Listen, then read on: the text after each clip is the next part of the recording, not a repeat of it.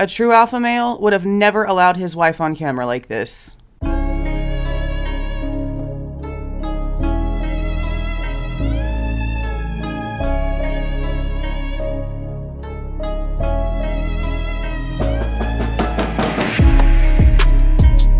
Hey guys, this is Jules with True Crime Reactions.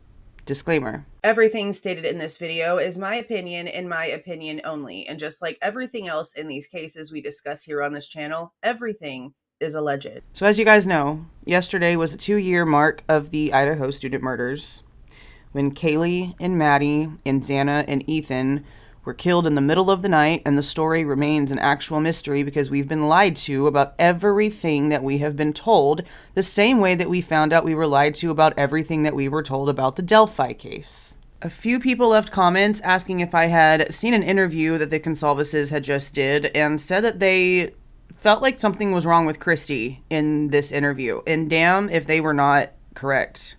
She instantly is throwing off a horrible vibe. You can just tell that there's something in her system making her slow react, making her stumble her words, making her voice different. I know that yesterday was really difficult, and this whole time frame has been really difficult for them. I'm not stupid. I know that I don't agree with a lot of the stuff that they do because it's in poor taste, and I just don't appreciate the way that they act like they're the only ones involved in this horrible tragedy, because they're not. They're far from the only ones involved. In a minute here, I'm going to play you about 2 minutes and 43 seconds of an edited interview. And I just mean edited by I had to do what I had to do for YouTube to let me use it. Okay. All of her words are there. The only thing that's really missing is the reporter asking questions. But you can pretty much tell based off what she says. And we also know what the subject of this interview is. So having him not be in there with his very strange dialect. The guy's a bit odd. I'm just going to leave that alone, but he's a bit strange. What I don't understand is why Steve would allow Kristi to get on camera like this. And yes, I say allow, because he's supposed to be this big alpha male husband. And a real alpha male will protect his wife, even if it means telling her what to do and putting her in her place so that she doesn't embarrass herself further. She is very much inebriated and on something in this interview. At least that's my opinion, based on the way that she is speaking. Based on, honestly, the way that she's dressed is a bit strange, too. She has on stuff that kind of looks like she just isn't thinking. I'll put it that way. And Steve is just really sitting there. I mean, he's looking solemn. He's looking like he's sad, which he most likely is. But to just not take any cautions whatsoever to protect her from getting in front of a camera like this. No. All right, I'm going to go ahead and play you guys this interview, and I will, I guess, interject in maybe a couple of places, but really I just kind of want you guys to listen. Honestly, I am not doing well. It hasn't been easy for me. It's been very hard. And I don't know if it's just the accumulation of the trial and missing Kaylee, or if it's just missing Kaylee, or just being, strung through all this just disastrous procedures. But it's been really hard, really hard.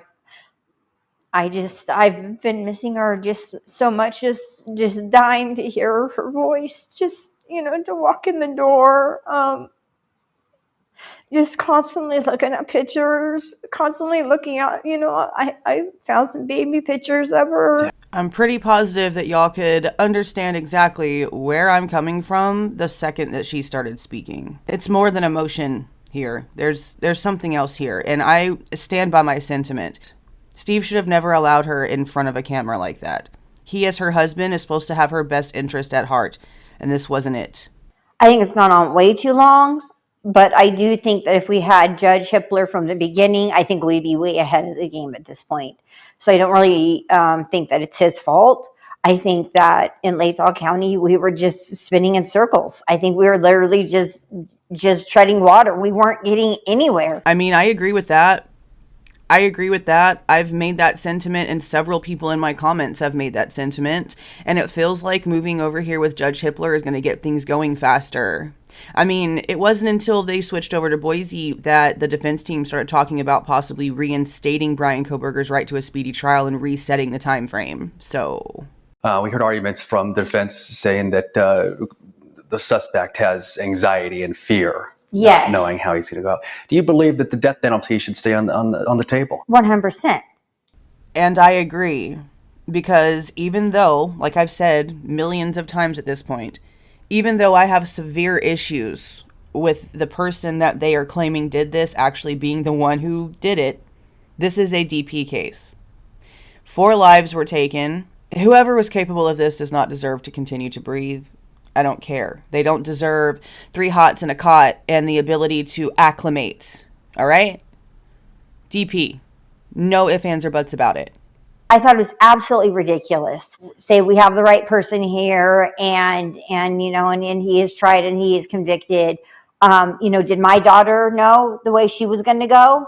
Did Maddie know? Did any of the kids know the way they were going to go? Did they know that they had 2 hours left, 1 hour left, 5 minutes left? I do agree that it's a weird argument that they made.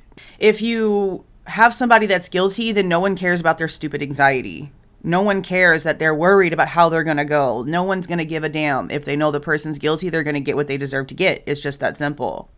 So it's a strange argument that Ann Taylor put on about, well, he's going to be full of anxiety and worry about how he's going to be executed. How about just the anxiety and worry about being executed, period, if you're an innocent person? I mean, that should have been the argument, that as an innocent person, this is an unfair situation. As an innocent man, this is an unfair thing to be having to discuss before we even know if he's actually innocent or guilty.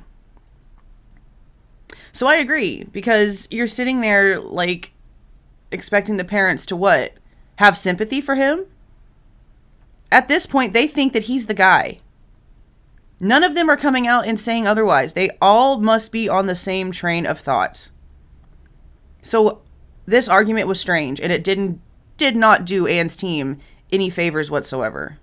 Now, honestly, they need to stop asking this question, because it's the same answer from them every single time. And they're going to always say this because they're always going to think that their daughter was it.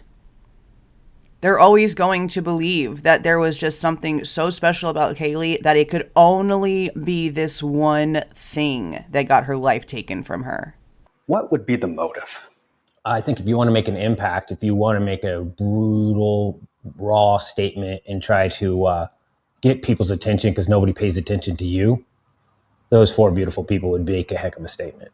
Jealousy. Total jealousy. I think it was total jealousy. If there's one thing that you could say to Bryan Kohberger, what would it be? I know that this probably has come to their minds quite a bit, what they would say if they had the chance when they have the chance. But Kristi's reaction to this is pretty much what concreted to me that she shouldn't be in front of this camera. Just the way that she... Just watch. Pick the wrong family. There's no right family for something like this, but I think that you will burn in hell. I just feel like she was taken aback by that a little bit too much, and it was just written all over her face. Again, this is just me, and not just me at the same time, because this was brought to my attention by people that felt like something was wrong here. And as much as I, again, don't agree with a lot of things that this family has done, Steve should have done better in this situation. Whatever you guys would like to say to our viewers tonight. We just want to thank everybody. I'm sure everybody knows about the GoFundMe that we have out there for the trip to Boise this summer, and we would like to thank everybody that's been donating to that. We're almost to our goal, and we couldn't be there without everybody's help. Oh, that it had to mention that GoFundMe. And it's crazy that she can sit there and be like, we're almost to our goal, when it's like, what is it now, like 75,000 or something like that? I don't even know anymore. But it was originally set at 50, and they met that in like no time and got greedy, and so they raised it up, even though they were getting pretty much the equivalent of free stuff handed to them. I mean, free rentals, free stays, free food, free whatever you need. I got you as a community, all in their inbox, probably in the exact same monetary amount of what that GoFundMe is, making it doubled. I would not be surprised if right now at their disposal, they have probably $180,000 worth of GoFundMe monies, and here you goes, it's yours to use at your disposal while you're at the trial type things going on, if that makes sense. But I did want to share this with you guys because the people that commented to me about this were right. There's something wrong with her in this video, and I am just floored that Steve couldn't even do this one thing right. I mean, he was a horrible father to Samantha, you know, not a father whatsoever to Samantha. They didn't leave their house to go and check on their daughter whenever they got a call from an actual factual family member, not some rando, that their daughter had been killed. They sat on their asses and didn't do anything. And now here he just sits by and lets his wife do this on camera under the influence of something. Again, in my opinion, under the influence of something. Some alpha you are, Steve. But that's my opinions. I was asked about it, and there it is. I'm sure some people aren't going to like it, but I'm not here for everybody to like me. I'm here for me to like me, so this is my opinion on it. I don't appreciate what Steve is doing here, even though I don't like either one of them. She doesn't need to be on camera like this. This is a bad enough situation, so. There are some people on Twitter expecting a Franks motion in this case sometime soon, which would be great, because the Franks motion is where we're going to find out, hopefully, if they have some alternative theories here. If they do have other people that they're going to be naming as other suspects in their investigation, because that's what happened in the Delphi case.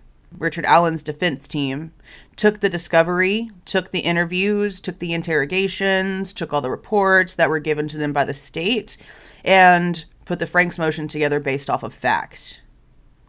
I mean, it didn't do Richard Allen a lot of good because that judge didn't allow any of that information actually into court. So we're going to see how this goes. But I think that these two cases are very mirroring of each other. Very mirroring. The only thing that put Richard Allen at the actual scene where the bodies of Abby and Libby were found was an unspent bullet that did not match what an unspent bullet did in his own weapon. And that was testified to at this trial. The only thing here is some touch DNA that could have been picked up and put on that knife sheath from literally anywhere. The person who did this literally might have been at a grocery store right behind Bryan Kohberger and might have used the same pin pad code and picked up all of his little skin cells off of that pin pad and carried it with them. Yes, it can be just that simple. But I want to know what you guys think about this interview and how you guys are feeling now that we are past the 2-year mark. And have more questions now than we did on day 1. Let me know down in the comments. If you like the way that I present this information and give my opinion, please don't forget to leave a like on the way out. Subscribe to the channel if you are not subscribed already. And please don't forget to make sure that your notification bell is set to all so you don't miss any of my rants, reviews, reactions, updates, or deep dives. See y'all.